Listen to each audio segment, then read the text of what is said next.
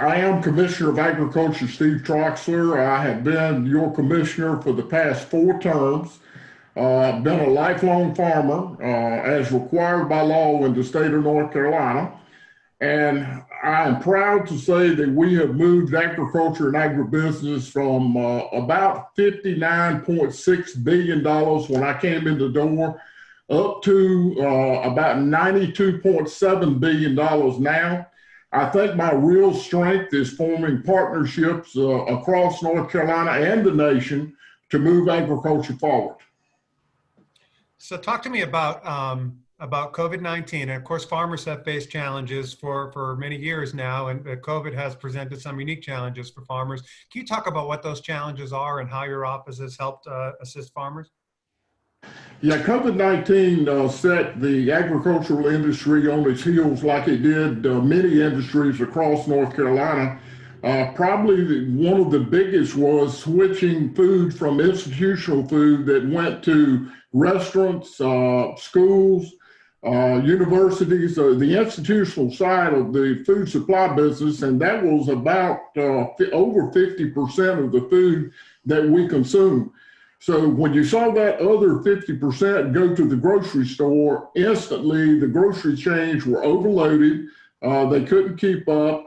And of course, with workers being ill in protein plants, we saw a shortage of protein on the shelves in North Carolina. So it's been quite a task, but we've done things like helping farmers and agribusiness people with innovative marketing, especially using virtual marketing to be able to fill that need.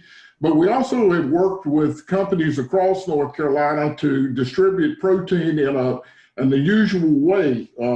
We helped with truckload sales, particularly chicken and turkey and even seafood in North Carolina. And I think the latest count was we helped to move over 150 tractor trailer loads of protein to the public at a very reasonable price at a time when the protein was not in the grocery shelf. So that's kind of been what we've done. Our farmers markets we have worked on to make sure that they were as safe as they could be so that people could purchase local products at our farmers markets, and we've been able to keep them open throughout. So talk about, you mentioned the billions of dollars in growth in the agricultural industry since you've been agriculture commissioner. What role has your office played in that growth? How has your office helped facilitate that? Well, I think marketing is a big thing. Not only marketing locally with the Got to Be NC program and marketing nationally, but marketing internationally. We actually have a contract employee in China that has been working with products. Of course, we've gone through the drought with China, but that is now beginning to change. So we've got to concentrate on international markets. 95% of all the mouths to feed live outside of the United States. So there is tremendous market potential out there. And one thing that COVID has taught us is being able to use virtual marketing is a very good tool. And we had seen this begin in other areas of the world, but we're now taking full advantage of that, even through doing virtual meetings with potential buyers and not traveling to them or them coming to us. So we've done that. That has been a major push, but we also have worked behind the scenes to keep the processing plants open in North Carolina. We had no regulatory authority over these processing plants, but what we've done is work with the CEOs of these companies to encourage them to work with DHHS, the local health departments. We worked with DHHS to set up a voluntary assessment program where we participated with them, the CDC, the Labor Department, and we actually went into the plants and made recommendations on how they could better comply with CDC regulations and thus make a safer working condition. And the result has been we do have protein back in the grocery stores now. We hope that is a long-term trend. So it's been quite a challenge, but one that I think we've stepped up and met. So your opponent says that you didn't do enough to advocate for workers at meatpacking plants and that you're beholden to poultry producers. What do you say to that? What I would say to that, that is probably misinformation and inexperience on my opponent's part. We have worked tirelessly with the partners involved, DHHS and CDC. So yes, we have worked to do that, and even with the migrant workers that are on the farm, the H-2A workers, we have worked making recommendations to DHHS about things that we thought in the very beginning would make a difference, such as testing workers as they arrived in North Carolina in Bass to make sure that these workers were not being spread all over North Carolina with the potential of having COVID. We asked for isolation housing to be furnished, in some way possible. And I think what a lot of people have misinformation about is H-2A workers come to work in the United States, and part of the condition of employment for the employers is housing. And this housing is federally regulated and state regulated and inspected to make sure that it meets the specs. So these are not workers that are living in substandard housing. These are workers that are living in inspected housing by the U.S. Department of Labor and the North Carolina Department of Labor. Thank you. Ned? Some of the fruit growers and produce producers say that they're having trouble finding people to pick because of immigration laws and changes in the climate for immigration. Do you think that we should make changes, or is President Trump taking the right approach on keeping people out of the country? I don't think that we got to keep people out of the country. I think there is a balance between American workers and having the jobs here. But we certainly need immigrants coming into the United States to fill a lot of different areas that we might not have the workers right now to fill. And the H-2A program is what that's been about. We in agriculture have not been able to hire local workers to do the jobs in the fields and in the packing houses and that kind of thing. So the H-2A program has been very beneficial to that. But with that comes a price, and with that comes regulation. And so, it's not like these workers come into the country and it's something that is less costly or is less beneficial to the workers. Your opponent said you're not paying enough attention to climate change. Is that true? Are you doing anything policy-wise to how that's affecting farming? And well, once again, this goes back to misinformation. I don't know where anybody ever saw that I said there was not climate change. What I have acknowledged that there has been climate change probably since before recorded time, and it continues to change as we speak today. We know that the great animals disappeared from the face of the earth primarily due to climate change. There's evidence that the Atlantic Ocean once came up to Raleigh, North Carolina. So we've seen these climate changes. We in agriculture are doing everything that we can do to help where we can. New agricultural equipment has emissions control devices on it. And it's important that we keep agricultural crops growing and forestry growing for carbon sequestration. We're doing that every day. And while we do that, we're furnishing natural resources to build houses, and we're furnishing the food supply to the people of the United States and the world. A couple of cases recently emerged that neighbors of hog farmers received very large awards for the pollution of their environment and their air, and belief that there's some damage to their health. What did you think of those suits? Did you think that those were properly brought and properly decided? I have defended the farmers that were involved in this suit, not directly, but when a farm is declared a nuisance, the farmers could not get hogs back on a hog farm, so thus, indirectly they've been put out of business. But the right to farm is an important piece of what we do every day. What's a nuisance? It can be open to anybody's interpretation. Is dust a nuisance? Is noise a nuisance? Are smells a nuisance? Are tractors on the highway, are they a nuisance? So that's all open to interpretation, but every day that I'm the Commissioner of Agriculture, I'm going to stand up for the rights of farmers to farm. Well, what about the rights of people to have good health? I mean, should we tolerate these sort of cesspools? They're polluting the water and they're overflowing in big storms and that kind of thing.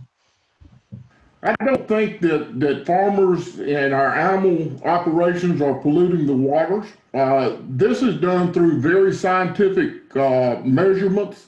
For example, in the case of the hog farms in North Carolina, they can only apply a very limited amount of nutrients to the spray fields that they are spraying on. They are designed for the crops to be able to take up the nutrients and thus not pollute the waters.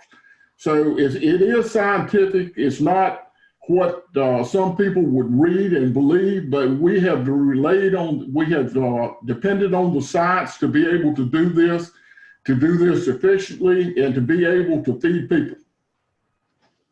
There was some controversy about the so-called ag-gag rule where some activists were trying to get into these farms and film what the conditions really were. What was your position on that? Well, my position is it's no different than any other business. When people go to work under false pretenses, then that's not right. So the so-called ag-gag law was not totally focused on agriculture, but also other businesses. And I personally believe that when people do things like that under false pretenses, then they're wrong. Governor had an executive order that to do something about the situation down at the meatpacking plants, and you and the Commissioner of Labor said that it's just something you couldn't comply with. It wasn't within your wheelhouse. What happened there in terms of the governor's proposal and what you could do? I think you have mischaracterized what I said. In fact, we furnished our response to the governor, to the N&O. We have no regulatory responsibility in the meatpacking plants that were being targeted with this order. We have worked over and over and over again with DHHS, local health department, and the governor's office to try to get the safest conditions that we could get in these plants. These plants were not designed or set up in the beginning for a COVID outbreak, nor were other manufacturing plants. We've had outbreaks in other plants, but we have worked to help try to create a safe working environment in these plants with the voluntary assessment that I mentioned. What we said in that was that we have been working on this and building partnerships with the HHS, the health departments, and the governor's office. And it's not what I said, but the respondent to that from the department said, if it had been 2 months ago, then it would have been pertinent to the situation. But we have been working diligently to solve this problem. Your opponent says that you're too friendly and too close to big industrial farmers and that you should be doing more to promote small farmers in the state. What's your response to that?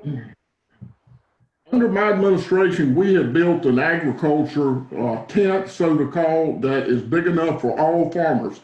We have a small farm section in the Department of Agriculture that works almost exclusively with small farmers, minority farmers, limited resource farmers, and veterans. In fact, I'm working with A&T State now. I just finished a seminar this afternoon on working with them and the things we do with their small farms program. So it's not a one size fits all. We do have, you call them industrial farmers, I would say they're larger farmers. We do have family-owned larger farmers in North Carolina, but we also have the smallest farmers. And in fact, probably 85% of all farms in North Carolina are considered small farms. I myself started as a small farmer with 2 acres of tobacco, and I grew to a larger farming operation.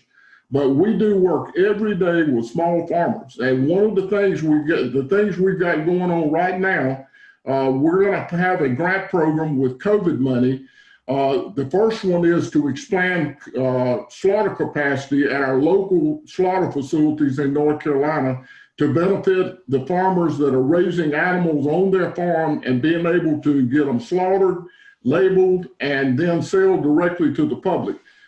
This is called a meat handlers program. When I came into the department, there were 5 meat handlers in the Department of Agriculture. Today, there are over 1,100. And we believe after the pandemic that we're going to be able to expand that and hold on to that market that we have developed because of the unavailability of protein in grocery stores. The other thing we're going to do, we've got a grant program that is coming out that will assist small farmers markets and food enterprises in North Carolina. We know they were impacted by COVID with spending extra money to be able to stay open, and some were not able to open at all because of the restrictions in localities. So these are things that we're doing for small family operations right now. It is a focus in the Department of Agriculture, and it's something that's going to be a focus. One of the things we saw during the pandemic when it came upon us was the sort of alarming sight of people lining up at food banks, and it sort of exposed the extent of food insecurity in the state. Now, you're producing an awful, overseeing the production of a lot of food. Do you think that we got the ends connecting here in terms of the food in the state, getting to the people that are hungry in the state? Well, I would like to tell you what we in the Department of Agriculture do for food security. We just this past year delivered $130 million worth of USDA food to the food banks of North Carolina, the schools of North Carolina, feeding institutions in North Carolina. And during hurricanes or tropical storms or any types of disasters, we work with faith-based organizations primarily to make sure that people are fed and they have some food security where there's none. I remember after Hurricane Florence, Wilmington was isolated. They were talking about having to bring food into Wilmington by boat. My food distribution drivers found a way to get to Wilmington and deliver that food even with Interstate 40 and Interstate 95 closed. So we work with these feeding organizations every day to make sure that they have the resources available to be able to feed people. We also have just received from the budget office an additional $5 million to get to the feeding institutions in North Carolina to be able to make sure that people are fed even in times when the food supply maybe is either not affordable or it's not available. Your opponent said she's not going to take any contributions from big PACs connected particularly to fossil fuels and I guess the big agricultural companies. Is that your policy, or do you not have that policy in terms of who you accept support from? Well, the courts have ruled that people have a right to contribute to candidates of their choice. There are checks and balances in place to make sure that there's not undue influence out there. The state election board has limits on the amount of money that people can contribute. There's also transparency and reporting from the state election board. All this money's got to be reported. It's laid right out there for people to see. But there's also checks and balances that are built into state government. One being the boards and commissions that oversee a lot of these industries. For example, we have a pesticide board in North Carolina that handles the problems with pesticides. We have a structural pest board that handles problems with people that come in to do pest eradications in homes. We have an oil and gas board. And in the Department of Agriculture, the rulemaking authority falls with the Board of Agriculture that is entirely appointed by the governor, not me. So there are checks and balances in place. Large corporations can only give the same amount of money an individual can to an individual campaign. And the ones that have been talked about, once again will say, we have no regulatory authority over these different large corporations you're talking about.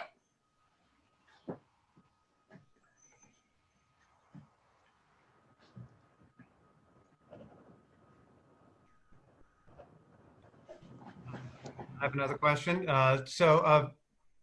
Troxler, the state auditor said that you and a couple of lieutenants violated some government budget rules with regards to hotel rooms and meals and other expenses working the state fair over a several-year period. Your office said that the expenses were justified, but were the rules actually broken there, or what? Tell us in your words what you think happened. No rules were broken. My staff filled out all the appropriate paperwork to do what we did. What the auditor said was she questioned whether the state fair had, under the budget rules, had the right to do that. So what we did, if you read the budget report, we went and asked the state budget director about that situation, and before the audit report was ever released, and it was in the preliminary audit report, he gave the state fair and the Mountain State Fair an exception. In the state budget manual, there was no place that we could ask for an exception. We assumed that we could do that. The question was the price of the motel room more than state rate? Yes, it was.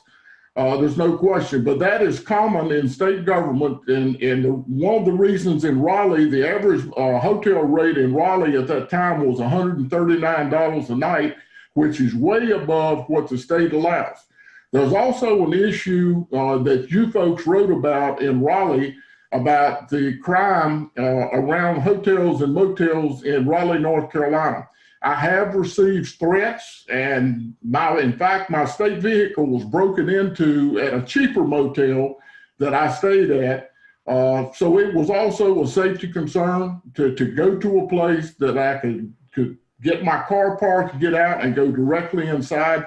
I do not have the same level of protection or no protection that the governor and the lieutenant governor do, yet I have all these regulatory restrictions, responsibilities, and people do get ill about it sometimes. So it was number one, safety for me, and we got the exception to the state fair and the Mountain State Fair that we needed. I do not live in Raleigh. I live 82 miles away from Raleigh, and trying to drive home at late hours of the night and be back early the next morning, I think would be an unreasonable assumption for anybody to make.